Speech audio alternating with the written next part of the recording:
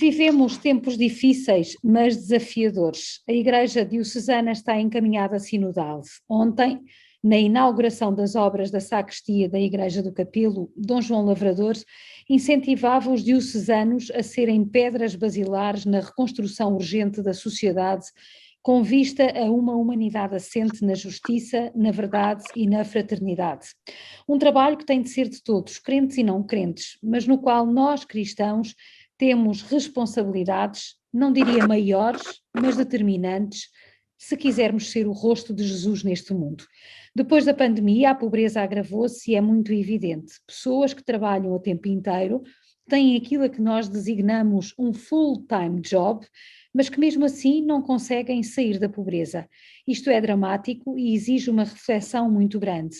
Os grupos mais vulneráveis ficaram ainda mais para trás. E se é certo, como diz o Papa, que ninguém se salva sozinho, ou que estamos todos no mesmo barco, também bem sabemos que há barcos mais resistentes do que outros, que uns vão a carburar a toda a velocidade com motores potentes e outros à bolina, mas outros há que nem saem do porto.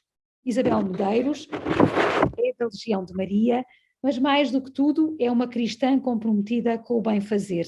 Obrigada por ter aceitado participar neste Palavras que Abrem Caminho. Este cenário que eu acabei de descrever, de alguma forma, incomoda e torna desconfortável neste mundo. O que é preciso fazer para que mais pessoas se sintam efetivamente também desconfortáveis com esta situação? Em primeiro lugar, obrigada pelo convite e parabéns por esta iniciativa, que tem sido muito interessante. Eu penso que estamos num momento que honestamente já me cansa de ouvir falar deste momento. Porque a pandemia é um momento, não para, vamos voltar a uma normalidade que não é normal e vamos, no fundo, empurrando este barco um bocadinho, sem pôr mãos à obra, para que ele efetivamente consiga chegar a Porto Seguro. Em primeiro lugar, creio que até mesmo dentro das atividades realizadas de apoio àqueles mais desfavorecidos na Igreja, com uma quantidade de obstáculos que aconteceram, de faltas de reuniões, de encontros, também se faz sentir e se fez sentir a nível económico. Portanto, é uma realidade que há algum tempo se vem agravando, porque quem dá, e infelizmente estamos muito numa cultura de estender a mão, quem dá durante algum tempo, mas não pode dar sempre. Quem necessita, necessita sempre. E estamos a verificar, até mesmo a nível não só da nossa diocese, não só a nível de Portugal, mas até do mundo inteiro, quando ouvimos nas notícias, que há uma pobreza cada vez mais pobre e uma riqueza cada vez mais rica.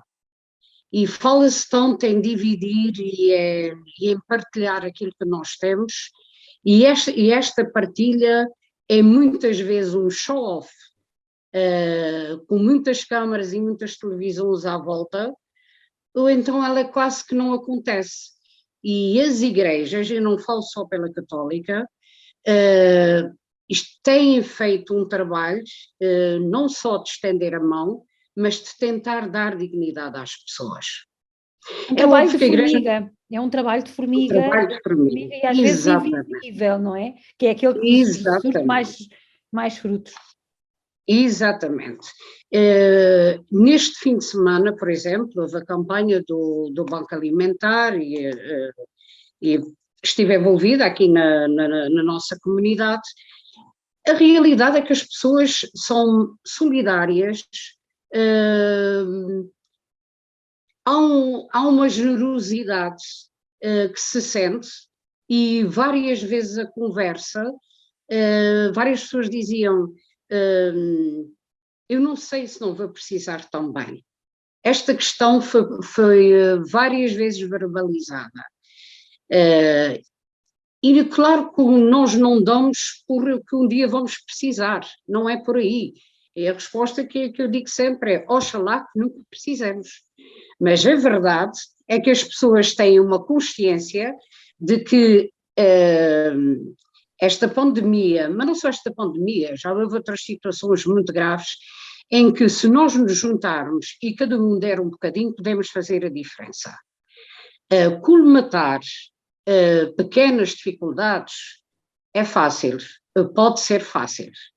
Agora, alterar o que já está a ser uma situação de quase de base, quase de ruptura, digamos assim, não é fácil. Vai exigir muito das entidades empregadoras, vai exigir muito da consciência de cidadania, nem sequer precisa de ser de igreja, é de cidadania, de consciência do outro, que é um ser humano que precisa, que necessita, e temos que cada vez mais limitar uma situação que muitas vezes aparece, que é ai, mas fulano não precisa, fulano põe no lixo, fulano... Não pode ser, por um exemplo ou dois, que é a nossa própria vida também. Quantas vezes num dia eu falho, mas não quer dizer que o dia, as 24 horas, tenham sido um falhanço. Mas nas minhas 24 horas há muita coisa que eu falho. E se nós fizermos essa, digamos, este retrospectiva do nosso dia-a-dia, vamos ter consciência que a nossa fragilidade não é só por causa de uma pandemia, é uma nossa fragilidade por causa da nossa própria humanidade. São Paulo dizia, não é? Eu não faço o bem que quero e faço o mal que não quero. E então nós temos que congregar esforços para que o pouco bem de cada um se torne um bem comum para todos. Nós apelidamos esta pandemia como um tempo de crise, mas também podemos olhar para ela como uma oportunidade para nos tornarmos melhores. Acredita que isto é possível, ou seja, que nós podemos tornar-nos pelo menos diferentes, tomando o outro como o verdadeiro próximo? Reporto-me para a parábola do bom samaritano, que atravessa a nova encíclica do Papa Francisco. Nós conseguiremos olhar para o outro como o nosso próximo, aquele que foge ao nosso ambiente familiar, por exemplo? Eu gostava de dizer que sim. Há duas coisas que às vezes conversando com pessoas amigas, eu digo, eu acho que ninguém aprende nada nesta pandemia, não aprendeu nada. Acho que houve uma coisa espetacular, foi pessoas que tinham dentro de si uma vontade enorme de ter oportunidade de valorizar aquilo que já tinham dentro de si, de ajudar, de proximidade, mas não ajudar para que os outros vejam, mas sim porque se sentem felizes nisso, uma necessidade de felicidade, por ir ao encontro do outro, tiveram esta oportunidade. E isto é que eu acho que tem sido bonito. Pessoas que estavam sozinhas, isoladas, que acabaram fazendo panelas de comida e foram levar outras pessoas e que noutra altura da vida não teriam a coragem, nunca tinham tido a coragem de ter essa atitude. Eu acho que este tempo deu-nos a possibilidade de sairmos de nós próprios. Agora, dizer que, eu pelo menos não sinto isso, tenho que ser honesta, que eu me tornei uma pessoa melhor, acho que não.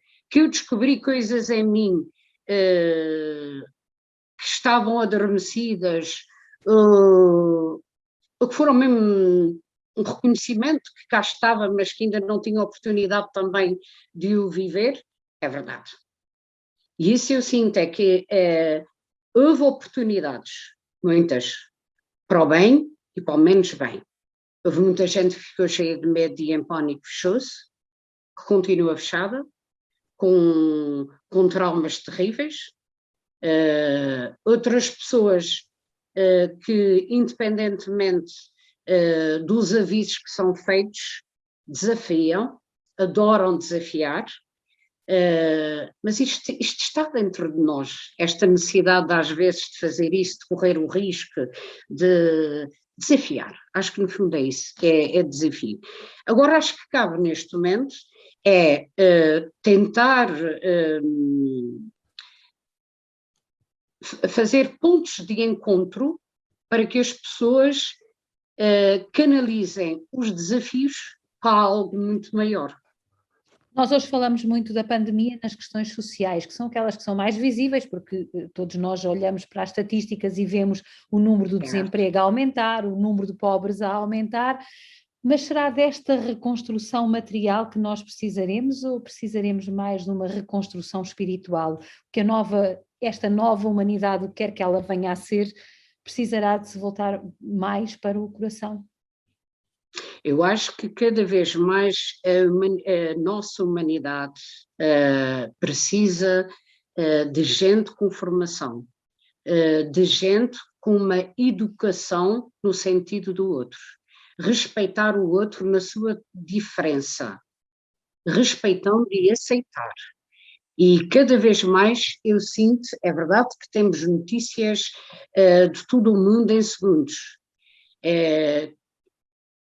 Quanto mais se alerta para determinadas situações, o bullying, a agressão que acontece com os jovens, mais eu me questiono, quer dizer, acabou de se dizer que isto não era bom e logo de seguida ouve-se noutro canal que noutra localidade alguém disparou, que fez, que aconteceu. Eu acho que a nossa humanidade está sedenta de Deus. E não sei se esse Deus tem que ser o Deus que eu acredito, mas tem que ser um Deus qualquer que lhe chame o que quiserem, mas tem que ser um Deus de valores, tem que ser um Deus de respeito pelos outros. É o Deus da natureza, depois olha, chamem-lhe, mas respeitem-a. É o Deus da ginástica, do não sei o quê, tudo bem, mas que isso sirva para que a nossa humanidade seja melhor. Há um dia ou há 2 dias alguém escrevia no Facebook, não sei se era da autoria da pessoa ou se ela, porque não tinha lá quem era o autor, mas dizia uma coisa muito bonita. Para mim, fez-me pensar, que hoje em dia passamos a vida a querer deixar o mundo melhor para os nossos filhos. Será que não está na hora de começarmos a educar os nossos filhos para que tenhamos um mundo melhor? Sim. Acho que são essas pequenas perguntas que às vezes têm que nos bater. E temos que repensar realmente, porque hoje é tudo tão rápido, tudo com tanta pressa, que é mais fácil dar o telemóvel a uma criança para que ela se entretenha, para que nós consigamos fazer outra coisa qualquer, do que nos sentarmos e acompanharmos e estarmos próximos e dar esta atenção. É certo que também não podemos estar tudo ao dia à volta e fazer reizinhos que depois também nos castigam a toda a sociedade, porque são os reis e perante as dificuldades as coisas complicam-se muito. Eu creio que em tudo na vida tem que haver um meio termo, mas temos que ir muito, na minha opinião, por esta linha. Minha mãe, que já partia em 2002, dizia muitas vezes, se as pessoas tivessem Deus dentro de si, como isto era maravilhoso. A Isabel é açoriana, nada e criada numa das franjas da cidade de Ponta Delgada, numa família grande, com muitos irmãos, onde naturalmente, por mais que fossem os recursos, a abundância também não poderia ser igual para todos, porque naturalmente era o mesmo bolo a dividir por todos. O que é que hoje a família pode fazer pela Igreja e o que é que a Igreja pode fazer pela família? Porque justamente para não criarmos nem os tais reizinhos, nem os deixarmos abandonados à sua sorte. Olha, eu acho que a Igreja, aquilo que o Papa Francisco várias vezes tem dito, insiste, persiste, é necessário sair. Eu vou dar alguns exemplos que se calhar as pessoas vão dizer, isto é de outro tempo. Mas eu lembro do pároco de Santa Clara, a quem os meus pais eram amigos, entrava na minha casa, ia direito à cozinha, levantava a tampa da panela, cheirava e fazia um elogio ou dizia qualquer coisa, ou dizia o que lhe apetecia, também não estava em questão. Hoje em dia, se alguém convida um sacerdote, das duas uma, ou é muito amigo e criou muita amizade, ou não, a grande maioria da paróquia, da localidade, não tem este contato. Não tem. Nós hoje em dia criamos uma ideia que eu concordo. Os leigos têm que estar dentro da igreja, os leigos têm que fazer a sua parte. Têm. Mas também é verdade que uma proximidade amiga de um pároco faz toda a diferença. E faz diferença numa reunião, porque hoje em dia temos muita coisa, posso ser criticada nisso, mas eu só posso dizer o que eu penso e sempre fiz, sempre faço isso, por isso também peco muito por isso. Temos muita reunião. É a reunião da catequese, é a reunião dos catequistas, é a reunião dos pais dos meninos da catequese, é a reunião de preparação para a missa, e a família fica sufocada com tantas reuniões. Quando acho que devíamos aproveitar os momentos de celebração eucarística. No outro dia eu vi uma avó comentar, eu estou aqui com a minha neta, ela está há 3 horas, porque veio para a catequese, a seguir à catequese teve um encontro qualquer, uma coisa qualquer, e agora é a missa. Claro que ela não vai ficar para a missa, porque ela já está chateada, desculpa a expressão, mas foi o que ela usou. Ora, há um cansaço, nós temos que tornar, não é as coisas menos rigorosas e menos verdadeiras, é mais concretas. Numa celebração em que há imensas crianças numa celebração eucarística, temos que se direcionar muito para elas. Temos que acolher os pais. E hoje as realidades são tão diferentes. Hoje a grande maioria, e não quero exagerar, mas há uma quantidade de famílias que já não são tradicionais, não são o pai e a mãe e os filhos que vão à igreja todos juntos. Não, até nem acredito, o outro está a pensar se vai acreditar, o outro ainda está à espera que não se o venha ter com ele, e vamos vendo como é que as coisas vão funcionando. Mas hoje também temos uma coisa que me confunde muito. Temos catequistas que não vão às celebrações, nem às missas, nem às celebrações comunitárias, nem nada disso. Ora, antes podia ser um catequista que até marcava muito, mas os catequistas do meu tempo, e eu também dei catequese durante algum tempo, estávamos sempre lá, acompanhávamos.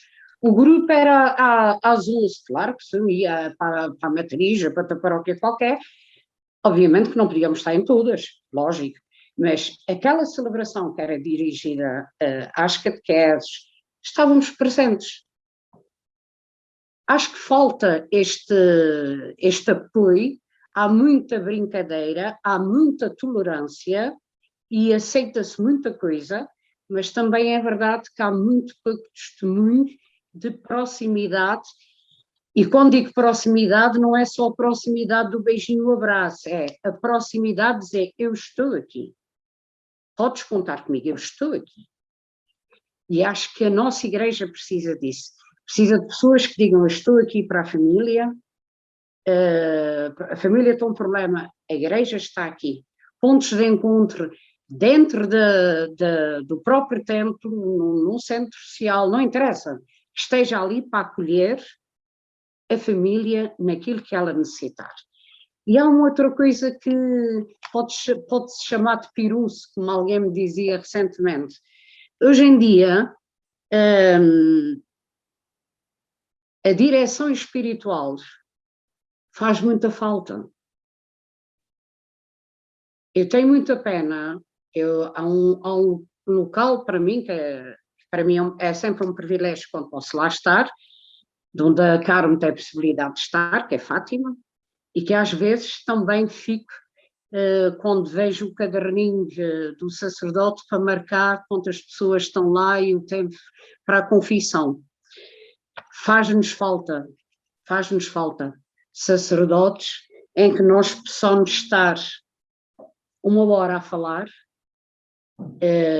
a desabafar e que nos faça direção espiritual. Para quem quer, é óbvio. Hoje em dia toda a gente é livre, mas faz muita falta. E as famílias acho que também sentem esta necessidade de alguém que se aproxime e que esteja disponível para os apoiar, porque quando as pessoas têm o tal pequeno encontro, podem e despertam para muita coisa e até se envolvem. Durante muito tempo os cursos que estão dados, passou de moda, está difícil, convida-se e é difícil, mas era um ponto de partida para muita família se congregar novamente e de rezar junto Hoje em dia é difícil com a televisão que temos, com a internet, com a quantidade de coisas que temos, mas há muita maneira de... Hoje em dia também temos uma riqueza que pode expressar, mas também temos uma panóplia de possibilidades de aprender através desses meios que nos estão dados. É quem quis esta tarde, ou quem teve a possibilidade, podia ter a graça de estar em direto do Vaticano, no jardim, ouvir a Nossa Senhora dos Nós e aquelas intenções. Pronto, quem tem possibilidade, e digo quem tem possibilidade porque por acaso estava no banco alimentar e não consegui estar, mas pus o telemóvel e ouvindo algumas coisas, porque foi uma graça essa possibilidade de conhecermos esses santuários durante esses 31 dias, com intenções tão específicas e pelo mundo inteiro, e que nos deram a graça de podermos rezar com os nossos irmãos do Líbano, do Brasil, do México. Quer dizer, hoje em dia há uma possibilidade imensa que às vezes também nos faz perder. Eu vi algumas pessoas me dizerem, por exemplo, que durante este tempo de pandemia, que me estavam em casa, chegaram a ouvir 4 e 5 missas, porque haviam da povoação daqui, dali, aquela outra, cada uma à sua hora. Pronto, também se calhar porque estavam sós e precisavam de ocupar o tempo, mas porque a diversidade era tão grande que às vezes também acaba gerando confusão. Estas novas tecnologias que nos aproximam, que nos tornam vizinhos, mas não nos tornam próximos, como diz o Papa Bento, como dizia o Papa Bento XVI, nós neste momento estamos a ter de facto esta dificuldade, que é, temos tudo ao nosso alcance, temos maior acesso à informação, temos meios tecnológicos que nos permitem estar em conexão uns com os outros, temos mais informação disponível, porque ela também circula a uma velocidade muito maior, e ainda assim não conseguimos dar testemunho. Afinal, era tão simples, não é? Se nós conseguíssemos só através do nosso testemunho, o que é que nos está a faltar no meio desta história toda? Eu bem sei que esta é aquela pergunta para $1 milhão, não é? Porque se tivéssemos a resposta, certamente que já teríamos resolvido, não é? Mas na realidade, o que é que nos falta a nós cristãos para levarmos este Deus de amor, este Deus de misericórdia a todos aqueles que não são crentes, independentemente depois do resultado final, se eles se convertem, se não se convertem, se convertem a este Deus ou a outro qualquer, não interessa. O que importa é que eles parem, que reflitam e que sintam a mensagem. Como é que nós podemos agir isto? Nós estamos neste momento num segundo ano de caminhada sinodal na Igreja Açores, na Igreja dos Açores, e ainda assim parece que continuamos a engordar ovelhas gordas e esquecendo da tresmalhada.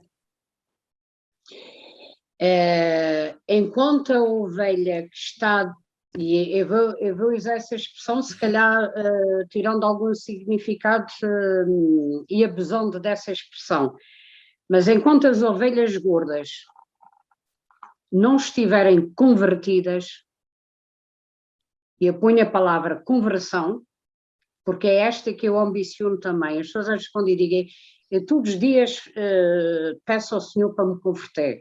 As pessoas gostam de dizer, porque é verdade. Quando eu estiver convertida, eu vou ser canal de amor. quando nós não estamos na totalidade, e isto se calhar só vai estar completamente convertida quando já não puder dizer nada a ninguém, porque já me fui encontrar diretamente com Deus, espero eu encontrar-me com Ele, acredito que ele tenha misericórdia suficiente para mim, é enorme para mim, mas enquanto eu não tiver esta conversão, eu não sou capaz de deixar, porque não sinto segurança suficiente para deixar que este Deus de amor me inunda. Nós estamos na época do Espírito Santo, ainda podemos dizer que tivemos agora a Santíssima Trindade, e se estivéssemos numa altura chamada de normal, estaríamos com as domingas todas a acontecer. E na realidade, nós evocamos muito pouco o Espírito Santo. E nem sei se a gente sabe para que é que ele serve. Eu outro dia entrevistei o Fernando Santos para um programa que nós temos aqui no Santuário de Fátima, e uma das coisas que ele me dizia era justamente que a dificuldade, ele que é um cursilhista empedernido, digamos assim, um homem dos cursilhos de cristandade, com uma fé esclarecida, mas sempre em busca, e naturalmente uma fé nómada, e dizia-me ele que quando lhe falavam do Espírito Santo, ele dizia, bom, isso era lá o sítio onde eu tinha o meu dinheiro no banco. Primeiro que eu conseguisse compreender o que era o Espírito Santo, nós já nem isso ensinamos às crianças, não é? Como é que se explica esse dom, não é? Pois, é que não é fácil mesmo, não é fácil. E até por palavras, e achei muito bonito o Padre Norberto na celebração de domingo a explicar a Santíssima Trindade com as 3 velas e uma única chama. É realmente uma imagem muito bonita e para os adultos muito fácil de compreender. Mas sobretudo eu acho que falta-nos muito na nossa igreja viver o Evangelho. Nós falamos muito e vivemos pouco, porque a nossa catequese tem que ser muito vivida. Agora, nesta altura, não é fácil, é verdade, mas há experiências que têm que ser feitas, o encontro tem que ser vivido de experiência, e não da palavra como alguém me dizia, sim, eles gostam muito, eles vão conviver. Está bem, vão conviver, mas o importante da convivência é efetivamente depois a partilha desta experiência que tiveram. E sim, aí seria muito rico. E hoje em dia, por exemplo, há pequenos pormenores que eu gosto de fazer, porque eu tenho uma família grande e eu adoro também poder dar esta possibilidade das pessoas terem as coisas da pizza no dia de piquenique, enfim. E claro que gosto também de participar quando há um encontro de catequese ou retiro, de ir levar. Mas nós tínhamos os retiros e levávamos comida, e no dia seguinte ela estava dura e nós comíamos. Eles não eram menos válidos por isso. Até às vezes, eu lembro de uma grande experiência que tive, que durante o dia a única coisa que comemos foi pão seco, com água, quem quisesse só tinha água, numa experiência de deserto. Faltam experiências não só para nós entendermos melhor. Hoje em dia o jejum é fantástico, não vale a pena jejuar, para quê, gente? Porquê é que não vamos comer galinha se é mais barata? Acho que também se tira o sentido ao jejum. O jejum também nos ajuda a entender e a vivenciar aquilo que passa tanta gente que não tem nada para comer. Eu estou, se calhar, a dizer coisas que se alguém ouve, vai-me dizer, sai da igreja que estás a dizer grandes bacuradas, como diz o brasileiro. Mas enquanto eu sinto isso. Eu sou, se calhar por isso, porque a minha parte espiritual ainda é muito fraca, eu necessito muito de experiências de toque, físicas, e sinto que aquilo que marca o sofrimento físico, que muitas vezes, por exemplo, passam os remédios, ou se passam em peregrinações, ouço muitas vezes as pessoas darem testemunhos de terem ultrapassado situações e que aqueles momentos marcaram definitivamente e deixaram de ser só o físico e passou a ter um alcance espiritual. Não sei se me estou a fazer entender. Como na catequese ensinamos a caridade, como é que podemos ensinar a caridade se não fizermos ações concretas com os jovens para que eles sintam o que é partilhar com os outros, o que é ajudar uma família que precisa da casa pintada e que não tem dinheiro para a fazer, portanto é através da experiência, não é? Isso penso que é mais ou menos, é unânime. Agora, a minha questão é, e este é que é o ponto talvez, que é como é que nós conseguimos mobilizar a Igreja para esta situação, porque nós temos, e volto ao meu texto inicial, não é que sejamos mais responsáveis pelo outro, mas temos especiais responsabilidades pelo outro. Claro que temos, e eu penso que há a grande maioria das pessoas sente-se responsável e ajuda. Há muita ajuda que ninguém sabe, ninguém ouviu, há muita ajuda oculta.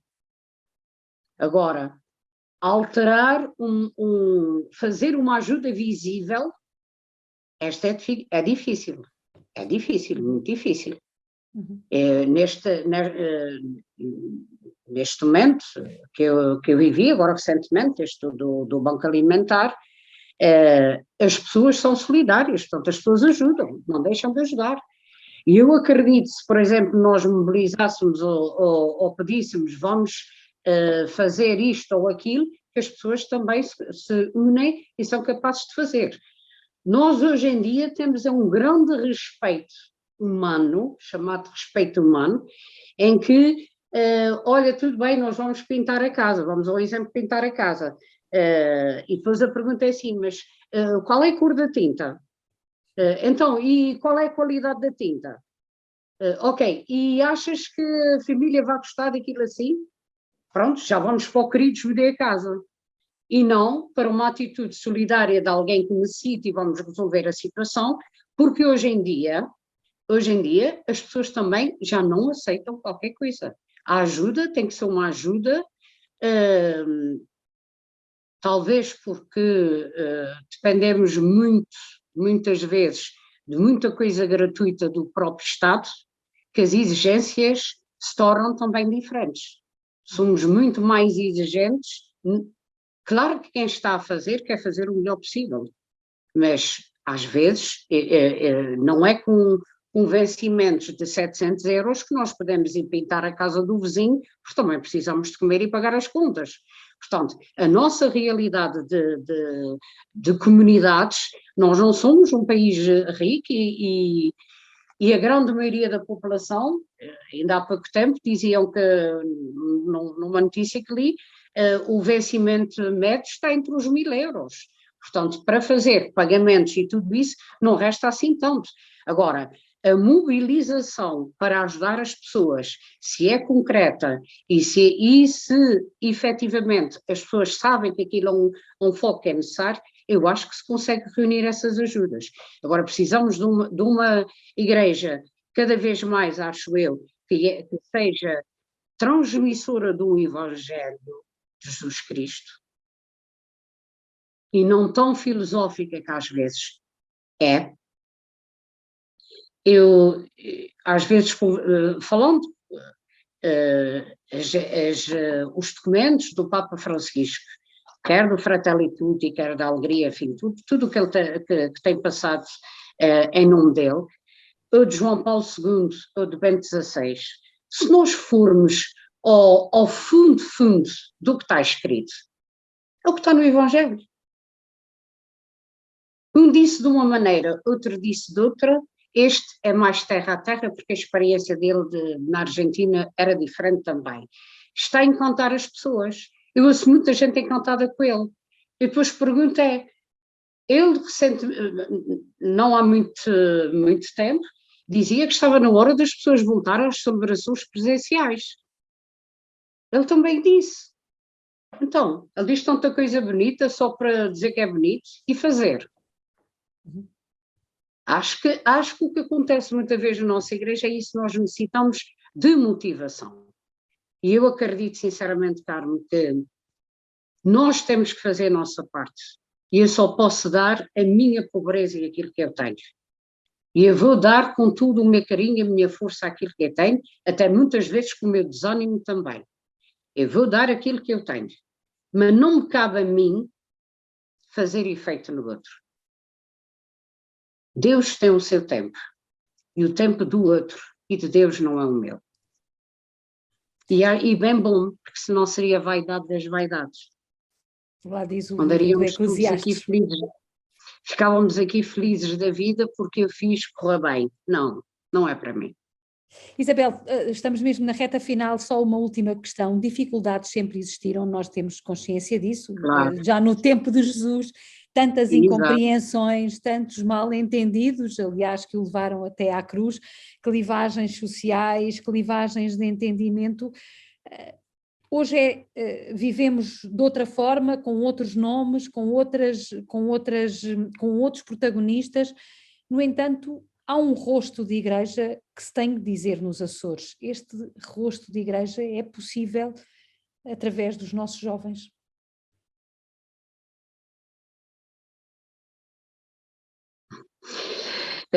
Hoje em dia temos muito poucos jovens, infelizmente. Agora, há jovens, como sempre houve, não é? Há jovens que são dinâmicos, que são líderes. O que eu penso que falta nesta igreja atual, e precisamente porque eu penso que, não, no fundo, ouviram muito, mas vivenciaram pouco, falta líderes. Falta jovens, um jovem que, e às vezes basta um numa comunidade que arraste. E hoje em dia temos uma coisa muito interessante, que é, aos 50 anos somos jovens. Quando eu digo que já estou velha para determinadas coisas, as pessoas dizem logo, velha não, velhas são os trapos, tu também não vies, os jovens também não vêm. Não, não, para mim não. Está na hora de deixar. Os jovens têm que estar, eles têm que dizer o que é que querem. E houve um congresso e a pergunta também se faz. Eu questiono. Então aquilo que eles disseram, porque é que não acontece? Porque é que eles não mobilizaram? Porque é que ficou? Porque é que não agiram? Então está jovens muito envolvidos, muito mesmo. Eu não tenho nem devido. Hoje em dia não podemos também esquecer de uma coisa, é que ao falarmos de educação de um jovem, de uma criança hoje em dia, nós falamos que ele tem que ter o inglês, a informática, além de todas as outras matérias que já tinha, tem que ter uma atividade qualquer de desporto, ou de futebol, ou de ginástica, não interessa, tem que ter um conservatório, ou uma dança. Depois de tudo isso, o catequista pena para ver qual é a hora que aquele menino vai ter possibilidade de ter catequese, quer dizer, é quase, por favor venham à catequese. E se calhar está na hora também da igreja dar um chega e dizer, meus amigos, a igreja é para quem quer. Nós fazemos a nossa parte, nós evangelizamos, vamos passar a mensagem, mas também vai ser para quem quer. As prioridades hoje em dia são muito diferentes. Os jovens estão muito envolvidos, se pedirmos cidadania, se pedirmos muita coisa, até matéria com fartura que têm já na escola, mas envolvimento comunitário, isso eu não vejo muito. Não vejo, Falta gostava de compromisso. ver mais. Falta capacidade de compromisso. Pois, mas hoje em dia é tudo livre, não é?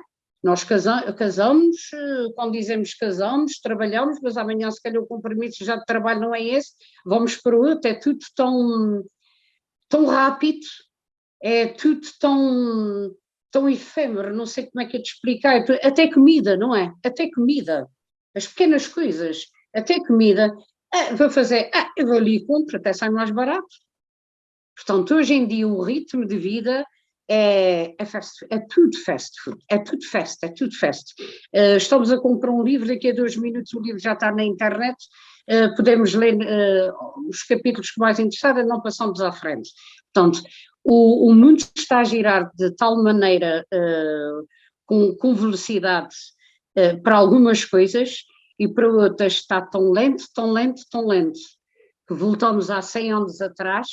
E há uma coisa que eu pensava com essa história, não querendo falar da pandemia, mas da pandemia, que me veio nesses pensamentos à cabeça, que foi, nós falávamos com os nossos avós, os nossos pais, não eram muito afetivos, não eram muito de abraços, não eram muito de beijos.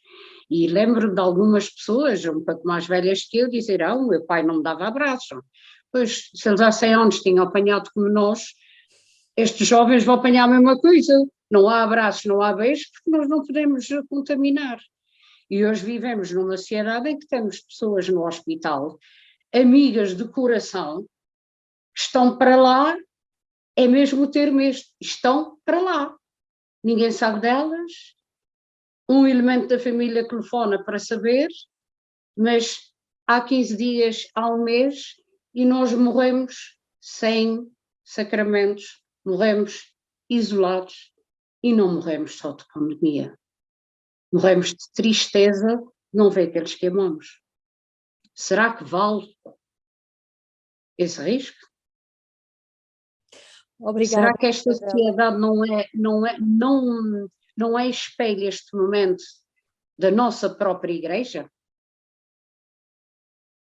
É uma interrogação que fica para este Palavras que Abrem Caminho, que serve justamente para deixar pistas para um novo debate, agora cada um no seu interior, abrindo o seu coração e vendo onde é que pode iniciar o seu processo de conversão. Obrigada mais uma vez por ter participado neste Palavras que Abrem Caminho. Voltamos para a semana. Boa noite.